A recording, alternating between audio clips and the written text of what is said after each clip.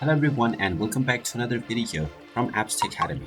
In this video, I'm going to show you how to sign up and create a new account on Gimkit. So let's get started right away. First of all, open up your web browser and then in the address bar type in gimkit.com and press enter. You will now be taken into the official Gimkit website. Now right on the homepage you will see the sign up for free option. Go ahead and click on it.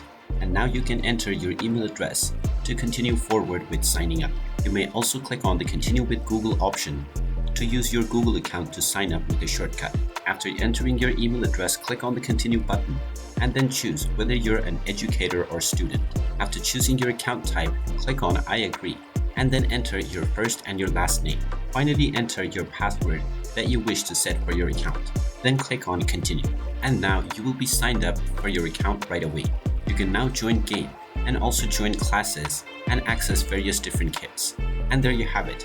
That is how easy it is to sign up and create a new account on Gimkit.